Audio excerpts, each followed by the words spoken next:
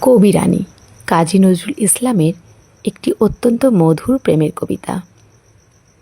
তুমি আমায় ভালোবাসো, তাই তো আমি কবি, আমার এরূপ সে যে তোমায় ভালোবাসার ছবি।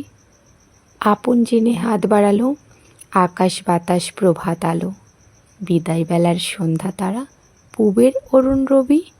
তুমি ভালোবাসো বলে ভালোবাসে সবই, আমার আমি লুকিয়েছিল তোমার ভালোবাসায়, আমার আশা বাইরে এলো তোমার হঠাৎ আশায়।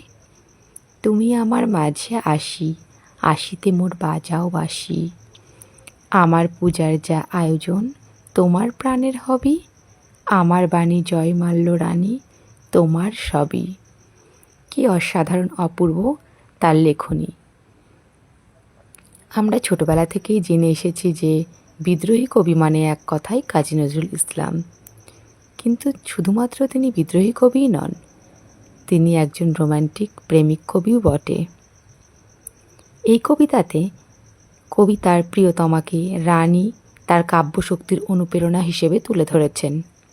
কবি মনে করেন তার ভালোবাসার মানুষের জন্যই তিনি কবি হতে পেরেছেন এবং তার সমস্ত সৃষ্টি ওই রানীর জন্যই উৎসর্গীকৃত।